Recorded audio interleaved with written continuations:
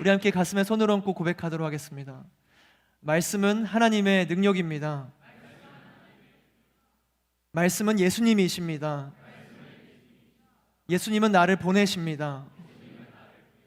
모든 곳에서 모든 곳으로. 이렇게 기도하겠습니다. 사랑하는 주님, 성령의 조명하심으로 말씀을 보고 깨닫게 하여 주옵소서. 그리고 깨달은 말씀대로 우리가 살아갈 수 있도록 성령님 우리를 인도하여 주옵소서. 예수님의 이름으로 기도드립니다. 아멘. 우리에게는 각자 나름대로의 습관들이 있습니다. 여러분들에게는 어떤 습관들이 있나요? 저는 어렸을 때 그 코를 약간 찡긋하는 습관이 있었던 게 기억이 나거든요. 초등학교 때 약간 막 이렇게 왜 그런지 모르겠어요. 근데 계속 오랫동안 해서 없애고 싶다 하는데 없어지지 않는 그 습관들이 있었어요. 그리고 뭐 손가락 뚝뚝거리는 요 습관들이 있어가지고 지금도 막 하고 있는데, 그래서 손마디가 굉장히 이렇게 울퉁불퉁합니다. 여러분들도 아마 각자 나름대로의 어떤 습관이 있으실 것 같은데, 뭐 언제 잠을 자고 언제 일어나는가, 뭐 카톡 메시지에 크를 붙이든가 흐를 붙이는가, 뭐 이런 것들도 있을 수 있고, 우리의 어떤 단어 선택과 어조의 습관까지 우리에게는 의식하든 의식하지 못하든 수많은 습관들이 있습니다. 그래서 누군가를 이제 생각할 때 어떤 사건을 놓고 그 사람은 이렇게 반응할 거야, 이렇게 예측이 되는 때가 있지 않나요? 아마 이렇게 행동할 걸. 그리고 대부분 그 사람의 말과 행동이 우리의 예측과 비슷하게 흘러갑니다. 그게 왜 그럴까요? 우리가 그 사람과 이제 관계를 갖고 같이 교제하면서 그 사람만이 가지고 있는 고유의 습관들을 발견하기 때문에 그런 거죠. 그 사람이 이렇게 행동하는 습관들이 있으니까 그거를 보고 우리가 그 사람의 행동을 유추하고 생각을 유추하게 되는 겁니다. 그렇다면 이 정도면 이 한 사람의 습관이라는 건 그 사람의 존재를 나타내고 있는 통로라고 봐도 무방하다, 과장이 아닌 것 같다라는 생각이 들더라고요. 그리고 이 존재를 드러내는 이 습관은 생존과도 연결이 되어 있습니다. 습관이 생존과 연결되어 있다, 이런 거죠. 뭐 교회에 오실 때 여러분 오늘 처음 오시는 분이 아니라면 습관대로 오지 않으셨나요? 그 나오는 시간 그리고 오는 방법과 길도 같은 길, 같은 방법, 습관대로 여러분이 그렇게 오시지 않으셨어요? 누구나 이제 막 전략을 짜고 깊은 고민 가운데 분석하면서 오늘은 어떻게 갈까? 매주 막 오늘은 교회 어떻게 갈까? 이렇게 고민하지 않았을 거라는 거죠. 습관 따라 아마 왔을 겁니다. 습관이라는 건 그만큼 이 두뇌 회전과 생각의 에너지를 절약하게 합니다. 막 고민하면서 온 게 아니잖아요. 여러분 편하게 오셨잖아요. 생각을 많이 하지 않고. 습관이라는 건 우리를 향해서 이 절약하게 하는 요 에너지 절약의 이 측면이 있습니다. 생존과 직결되는 거죠. 에너지를 절약한다는 것. 만약 오늘 오실 때 어느 도로를 통해서 어떤 발걸음으로 걸어볼까 하지 않잖아요. 그럼 내 삶이 이제 피곤해지는 겁니다. 습관은 우리를 단순하게 만듭니다. 단순하게 하고 에너지를 절약하게 하고. 그래서 습관 따라서 그 절약된 에너지를 따라서 우리는 또 무언가를 할 수 있게 되는 거예요. 습관 덕분에 힘을 아끼고 비축하고 이외에 더 다양한 것들을 생각할 수 있게 되고 시도하면서 풍성한 삶을 살아가게 됩니다. 우리에게 주어진 이 습관이라는 건 하나님께서 주신 창조 질서 중에 하나입니다. 우리가 날마다 고민하면서 생각하면서 살아가지 않을 수 있게 우리의 에너지를 보존해서 다른 무언가를 할 수 있도록 하나님은 그렇게 우리를 창조하셨어요. 그러나 나쁜 습관이라는 것도 있죠. 하나님이 주신 이 창조 질서의 습관을 오용하는 경우도 있는 겁니다. 생존을 거스르는 습관들, 몸을 망가뜨리는 습관들, 자극적인 음식을 찾고 게으름을 선택하는 그러한 습관들이요. 그리고 이러한 이제 긍정적이든 부정적이든 이 습관이라는 것은 사고적이고 정신적이고 그리고 영적인 영역에까지도 동일하게 적용이 됩니다. 오늘 우리는 본문을 통해서 이 두 가지 방향으로 갈라진 습관의 소유자들을 만나게 되거든요. 먼저는 자신의 안위를 생각하고 부정함을 묵상하는 이 나태한 습관들의 바리새인과 사두개인, 이 종교 지도자들과 예수의 그리스도 되심, 이 진리와 생명만을 붙들기로 결단해서 뭐든지 예수님만 선택하는 습관을 가진 이 사도들, 제자들을 우리가 만나게 됩니다. 지난주에 말씀을 보면 일부를 전부라 속였던 아나니아와 삽비라가 있었죠. 아나니아, 삽비라. 그들은 이후에 이제 죽음을 경험하게 됩니다. 그리고 이 초대교회는 더 정결해지죠. 초대교회 안에 거짓이 없고 속임이 없고 오직 하나님을 향한 경외함만이 가득한 그런 공동체가 됩니다. 우리 하늘 공동체가 그런 초대교회와 같은 공동체 되기를 주님의 이름으로 축복합니다. 정직하고 진실하고 하나님만을 경외하는 공동체, 그런 공동체에게 이제 초대교회를 보면 지속적인 이 부흥을 경험하게 되거든요. 말씀을 보면 남녀할 것 없이 점점 더 많은 사람들이 주님을 믿게 됩니다. 주님을 믿게 되는 역사가 일어나는 거예요.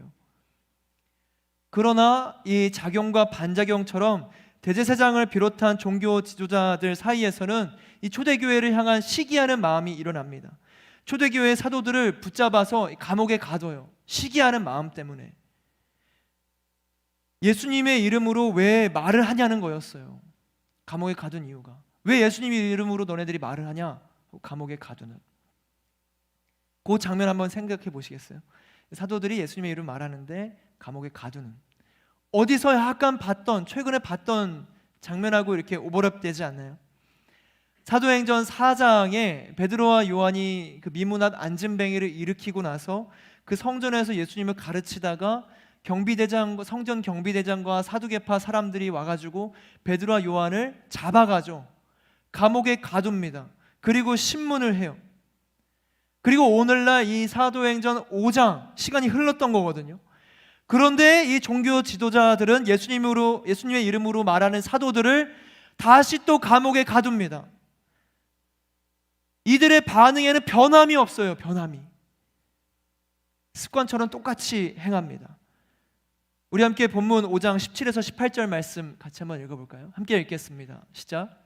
그러자 대제사장과 그와 한패인 사두개파의 당원들 모두 시기하는 마음이 가득해서 들고 일어나 사도들을 잡아다가 감옥에 가뒀습니다. 감옥에 갇혔어요. 그런데 이 감옥에 갇힌 사도들에게 놀라운 일이 일어나거든요. 뭐냐면 천사들이 이 감옥 문을 열어준 거예요. 그리고 사도들을 밖으로 데리고 나옵니다.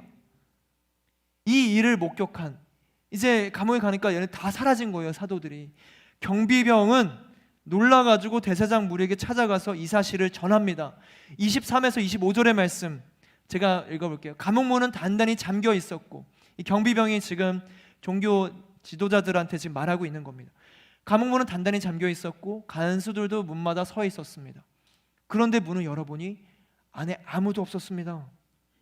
이 말을 듣고 성전 경비대장과 대제사장들이 당황합니다. 그리고 이제 걱정하는 거예요. 또 어떤 일이 생기려나? 걱정이 되는 겁니다.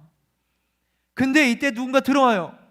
보십시오. 감옥에 가둔 그 사람들이 사도들이 성전에서 또 사람들을 가르치고 있습니다. 또 가르치고 있습니다.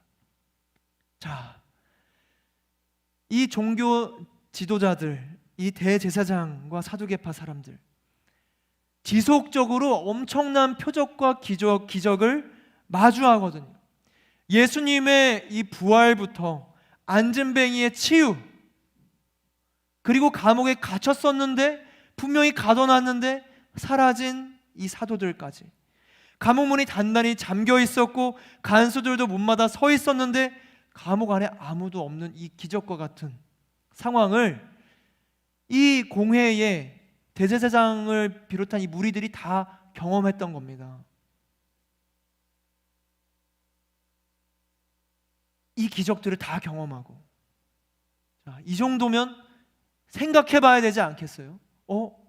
진짜 뭔가 있나? 이 정도로 일이 벌어지면은 뭔가 물음표를 찍을 수 있는 거잖아요. 근데 이후에 이어지는 본문이 오늘의 이 본문의 시작이거든요. 우리 27절, 28절의 말씀 같이 함께 읽겠습니다. 시작. 그들은 사도들을 데려다가 대제사장의 신문을 받도록 공회 앞에 세웠습니다. 대제사장이 말했습니다. 우리가 예수의 이름으로 가르치지 말라고 단단히 주의를 주지 않았느냐? 그런데 너희는 온 예루살렘을 너희 가르침으로 가득 채우고 이 사람의 피해에 대한 책임을 우리에게 뒤집어 씌우려고 하는구나. 마치 데자뷰 같지 않으세요? 다시 또 사도들을 잡아다가 신문하기 위해서 공회 앞에 세웁니다. 사도행전 4장에서 그 미문화 안전뱅이를 일으켰을 때도 공회 앞에 세워서 또 신문했고, 그리고 예수님의 이름을 잡아서 또 신문했고, 감옥 안에서 천사들이 꺼내서 그 놀라운 사건을 경험한 또 잡아와서 또 신문합니다. 또 와, 대단한 것 같아요. 대단하다. 대단해요. 그들은 습관적 자아중심의 사고에서 벗어나지 못했습니다. 자신이 생각하는 바, 내가 원하는 것, 내가 하지 말라 그러는데 이걸 행해? 거기에 모든 포커스가 집중된 거예요. 내가 말했던 것, 내가 바라는 것, 그것이 안 되니까 왜 안 되지? 왜 안 되지? 너네 그렇게 하라니까 계속 이야기하고 있는 거죠. 사랑하는 우리 하늘 여러분, 이 자아중심적 사고는 생명을 거스르는 습관입니다. 생명을 거슬러요. 나를 보면 하나님이 보이지 않습니다. 내가 느끼는 감정과 생각들이 나를 다스리기 시작하면, 내 생각, 내 사고, 내 마음, 내 감정이 나를 다스리면 어떤 기적이 일어나도 눈이 가려져서 보지 못합니다. 하나님의 역사를 못 보는 거죠. 지금 그러고 있지 않나요? 종교 이 지도자들이 부활도 치유도 어떠한 기적도 못 봅니다. 눈앞에 바로 펼쳐졌거든요. 그런데 못 봤어요. 나에게 집중된 시선 때문에.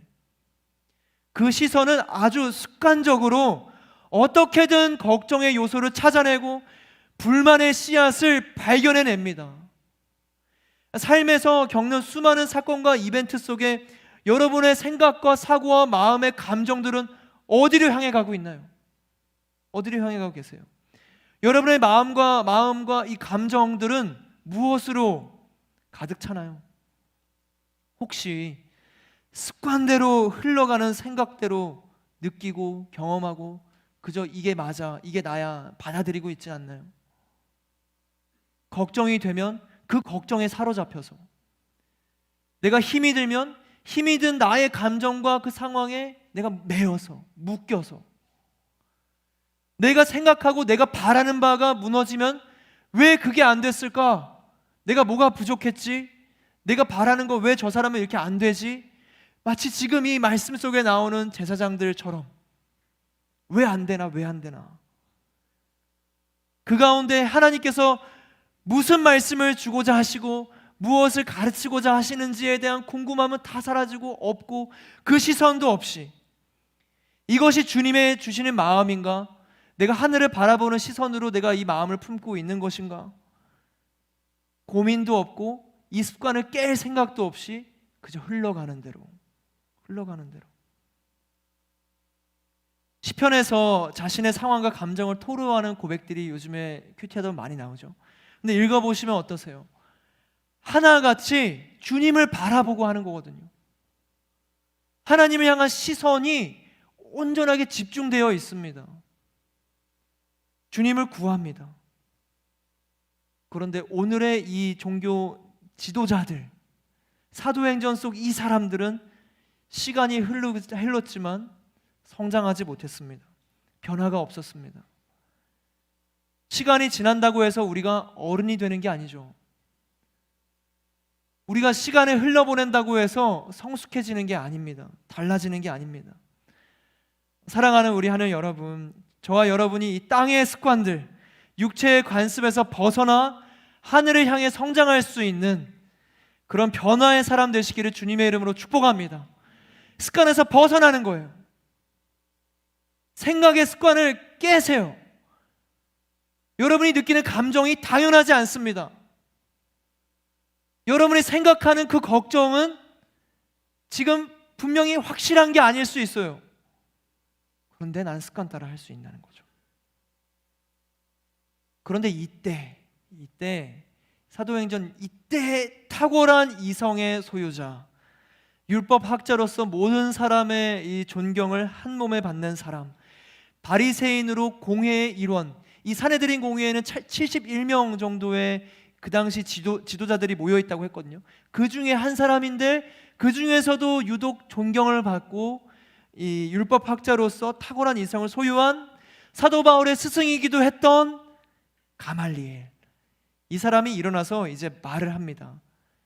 지금 상황은 보이시죠? 공회 앞에 사도들이 있고 이제 저들이 막 죽여야겠다 막 이런 격분된 마음, 왜 내 말을 안 듣지 쟤네들 막 습관적인 사고에 휩싸여서 막 분노하고 분개하고 있는 그때 가말리엘이라는 공회의 한 일원이 일어납니다. 그리고 말을 해요. 34에서 35절의 말씀 같이 보실까요? 함께 읽겠습니다. 시작.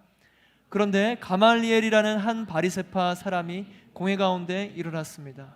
그는 율법학자로서 모든 사람의 존경을 한 몸에 받고 있는 사람이었습니다. 그는 사도들을 잠시 공회 밖으로 내보내라고 명령하고는 이렇게 말했습니다.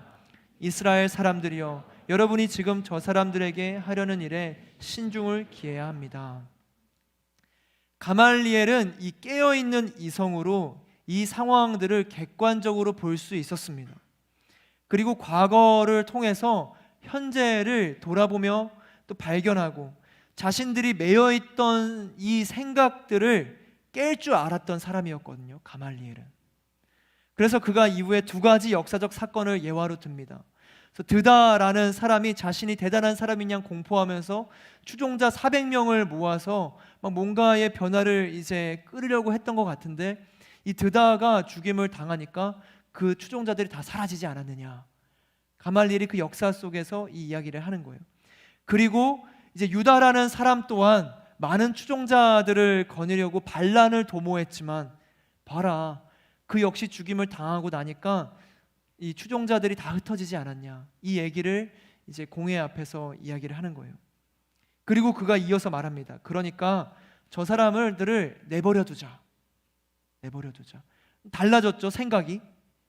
이 습관적 사고를 깼습니다. 이 깨어난 이성으로. 사람에게서 비롯된 것이라면 이들은 망할 거다. 그러나 하나님으로부터 나온 것이라면 우리는 막을 수 없습니다. 가말리엘이 그 시선을 가지고 있었던 거예요. 이 일이 하나님을 대적하는 일일 수 있기 때문에 공회에 있는 여러분들이 하나님을 대적할까 봐 그것이 걱정이 됩니다. 그러니까 신중합시다. 하나님을 대적하지 맙시다. 우리 혹여나의 그 가능성이 있으니까. 그러고 이어지는 반응이 40절의 말씀이거든요. 우리 함께 40절의 말씀 보실까요? 함께 읽겠습니다. 시작. 그의 충고는 충분히 설득력이 있었습니다. 그들은 사도들을 안으로 들여 채찍질하고는 예수의 이름으로 말하지 말라고 명령하고는 풀어주었습니다. 가말리엘의 말은 충분히 설득력이 있었습니다. 논리적이었고 상황을 거시적으로 보는 시선이었고 균형 있는 생각이었어요. 뛰어난 그의 이성은 사람들의 이 상황을 바꿔놓는 힘이 있었습니다. 그리고 다른 이의 습관적인 사고까지도 변화시키는 능력이 있었어요. 그렇죠. 그러나 그 변화의 결론이 뭐였나요? 40절의 말씀 다시 보여주시겠어요? 40절의 말씀을 보면 예수의 이름으로 말하지 말라고 명령하고는 풀어주었습니다. 이게 결론이었습니다. 가말리엘도 동의한 결론. 가말리엘은 끝까지 이 공회 소속의 사람이 되거든요. 스데반이 죽임을 당할 때도 공회 소속에 있었던 사람. 예수의 이름으로 말하지 말라. 존경받는 지성인이었던 가말리엘은 다른 이들과 동일했어요. 예수님을 믿지 못했습니다. 땅의 소욕에서 벗어나지 못했어요. 하나님을 생각하는 데 보였지만 여전히 그는 공회의 일원이었고 예수의 이름으로 말하지 말라는 이 명령을 하는 종교 지도자였습니다. 진짜 가말리엘이 하나님의 뜻을 알고 예수를 믿는 사람이면 공회에서 탈퇴해서 예수를 믿어야 된다 선포하고 이 사도들과 함께 생활하면서 초대교회의 일원이 되고 그렇게 예수님을 증거해야 되지 않겠어요? 사도 바울은 그랬잖아요. 사도 바울은 그렇게 예수님 앞에서 핍박하던 사람이 예수를 만나고 나서 어떻게 변했냐? 완전히 변했어요. 그게 진짜 하나님을 따르는 사람의 모습이었죠. 그러나 가말리엘은 아니었어요. 가말리엘은. 사랑하는 우리 하늘 여러분, 이성과 이 지성은 영적인 습관을 바꾸지 못합니다. 열심히 노력해서 건강한 육체적 습관, 생활의 습관을 만들 수 있겠죠.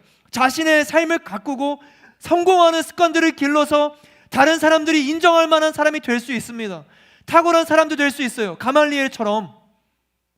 그래서 너무나 탁월해져서 사람들의 존경을 한 몸에 받는 사람도 될 수 있습니다. 습관을 잘 만들면.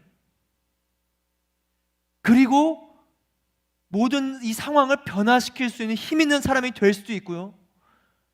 그리고 사람들의 습관적인 사고들을 깨면서 그 사람들을 뭔가 성장시키는 그러한 사람도 될 수 있습니다. 여러분의 이성과 지성을 탁월하게 사용하면서 열심히 좋은 습관들을 만들면요. 그런데 그 습관이 예수님을 믿게 하지는 못합니다. 세상에서 뛰어나진다고 해서 예수님 믿게 되는 게 아니에요. 똑똑해진다고 해서 예수님을 따르게 되는 것이 아닙니다. 가말리엘은 그것을 분명하게 지금 보여주고 있어요. 습관을 이 검색어로 이제 책들을 찾아보니까 진짜 이 책들이 많더라고요. 아주 작은 습관, 최고의 변화는 어떻게 만들어지는가, 뭐 이기는 습관, 나를 변화시키는 습관, 상위 1% 아이들이 가진 공부 습관의 비밀. 여러분들도 얘기하자면 좋은 습관이라는 얘기들을 많이 하지 않나요? 습관을 바꿔야겠다, 길러야겠다. 그러나 분명히 기억하게 되기를 원합니다. 그 좋은 습관이라는 이 땅의 습관들이 우리에게 믿음을 주지는 못합니다. 절대로. 탁월한 사람이라고 해서 믿음이 생기는 사람은 아닌 겁니다. 가말리엘은 자신의 안위에 해가 되는 사도들이었지만 그를 품을 수 있는 사람이었고 타인을 배려할 수 있는 사람이었거든요. 균형 있게 사고할 줄 알았습니다. 그러나 예수님을 믿지는 못했어요. 사랑하는 우리 하늘 여러분, 주님을 바라보는 믿음의 습관이 저와 여러분의 삶에 가득하기를 주님의 이름으로 축복합니다. 우리가 기도해야 되는 것은 무엇인가? 좋은 습관 가지게 해주세요. 일찍 일어나서 아침밥 먹고 점심 딱딱딱딱 먹고 운동하고 정말 책들을 보고 뭐 쇼츠를 많이 안 보고 이 좋은 습관들을 기르게 해주세요. 이 기도 제목이 중요한 게 아니에요. 중요한 건 예수님을 바라보는 주님, 이 믿음을 갖게 해주세요. 예수님으로 인해 충만한 삶을 내가 경험하게 해주시옵소서. 믿음을 향한 습관을 내가 기르게 하여 주옵소서. 그것이 바로 성령 충만했던 사도들이 가졌던 습관이거든요. 우리 본문 29에 32절의 말씀, 사도들은 어땠는가? 같이 보시겠습니다. 시작. 베드로와 다른 사도들이 대답했습니다.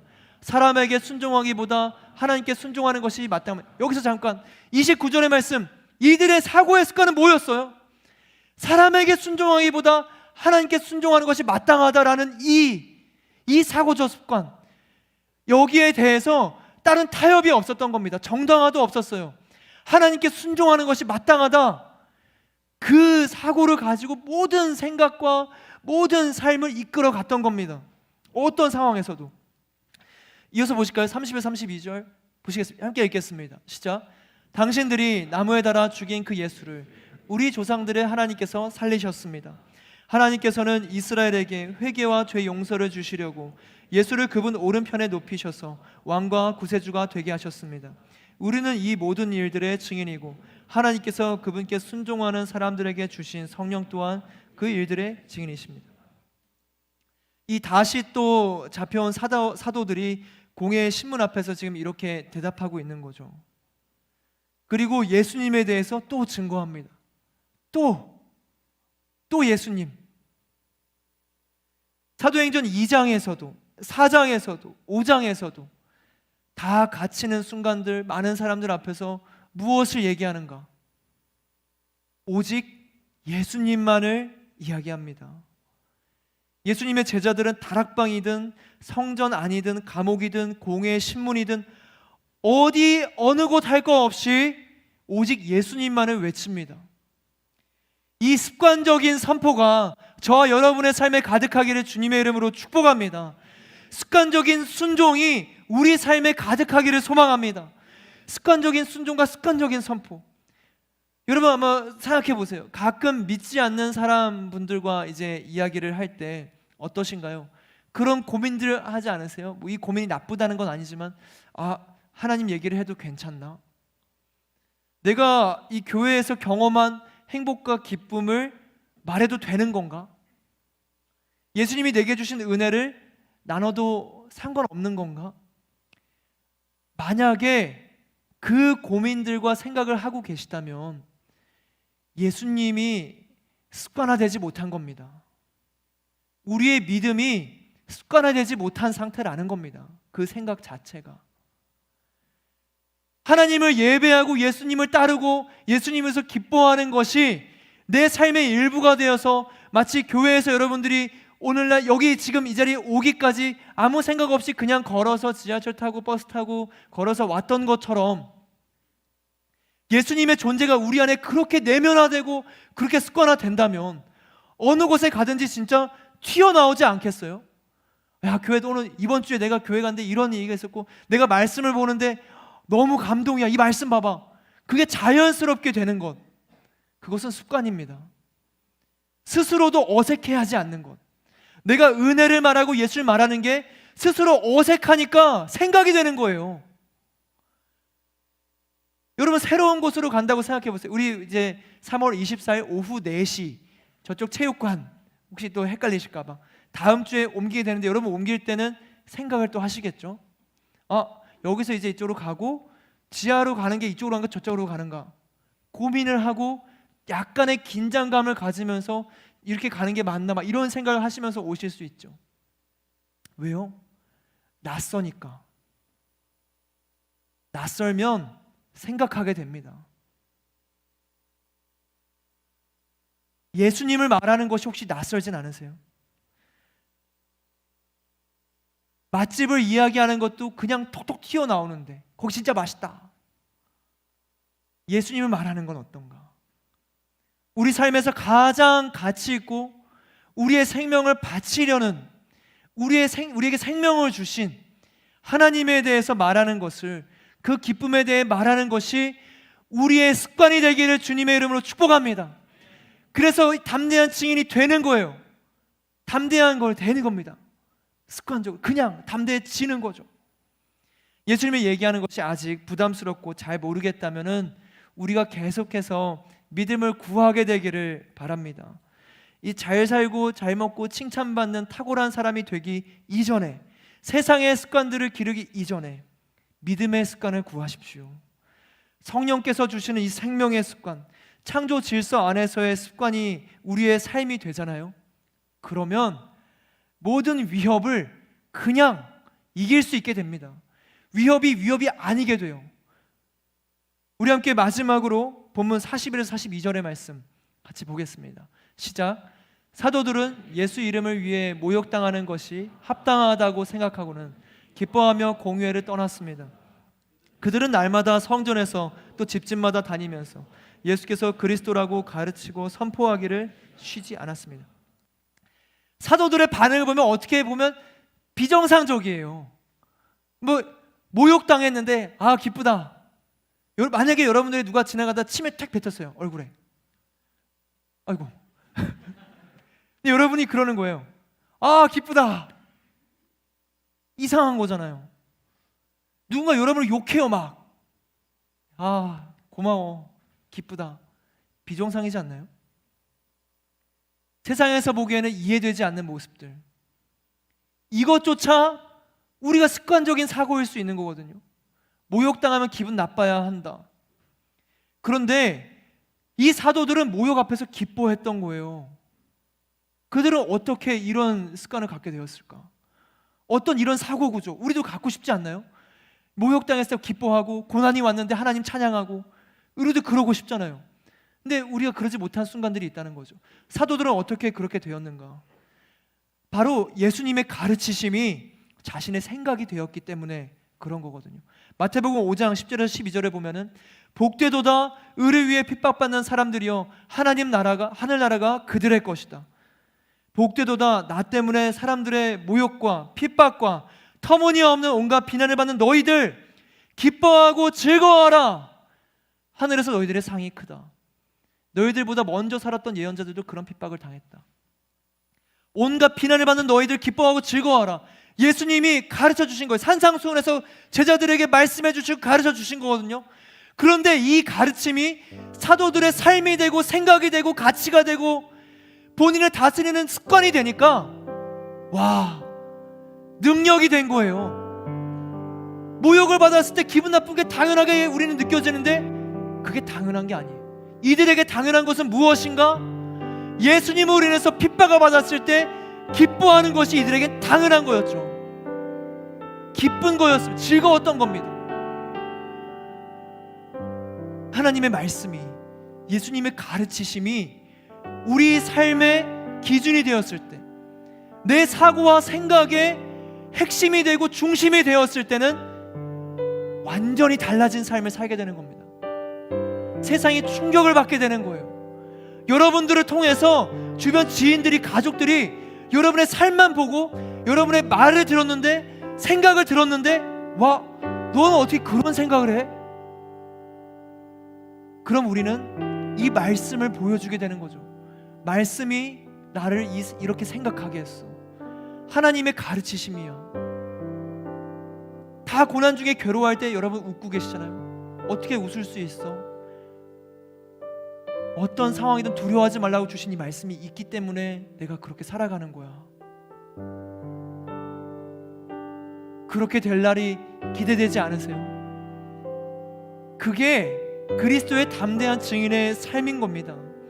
담대한 증인이라는 게 억지로 막 힘든데 꾸역꾸역 이게 아닌 거죠. 담대한 건 그냥 담대하게 가는 겁니다.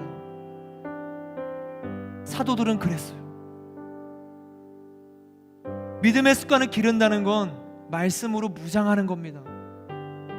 말씀을 읽고 또 읽고 묵상하면서 내 생각과 사고의 습관이 세상을 따르지 않고 하나님의 뜻을 따르게 하는 겁니다. 무의식적으로 생각하고 판단하고 습관적으로 결정하는데 말씀으로 가득 차 있으면 자연스럽게 하나님의 뜻이 내 마음이 되지 않나요? 사랑하는 우리 하나님 여러분, 말씀으로 우리의 생각을 가득 채우기를 주님의 이름으로 축복합니다. 큐티를 하는 거예요. 그래서 하늘길을 따라가는 겁니다. 말씀을 읽는 거예요. 그러면 달라지게 돼 있어요. 성령으로 말씀을 깨닫고 말씀으로 믿음의 습관을 길렀던 이 제자들, 저와 여러분이 바로 그 제자들입니다. 우리가 예수님의 제자예요. 우리에게 하나님께서 말씀을 주셨어요. 사도들의 이 비정상적으로 보이는 반응이 우리의 정상이 되기를 원합니다. 이게 우리의 정상이 되는 거예요. 그렇게 믿음의 습관이 세워진 이 제자들은 말씀을 보면 날마다 성전에서 또 집집마다 모든 곳에서 다니면서 예수께서 그리스도라고 가르치기를 선포하기를 쉬지 않았습니다. 집집마다 또 성전에서 어디서나 예수가 그리스도이심을 선포하기를, 가르치기를 쉬지 않았다.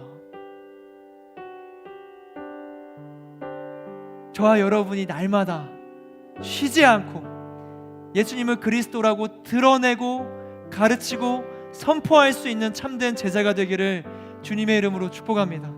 우리 함께 기도하며 나아가실까요? 우리 함께 기도할 때 먼저는 또 회개하며 기도하기를 원합니다. 우리가 가지고 있는 많은 습관들, 특별히 생각과 사고와 감정의 습관들,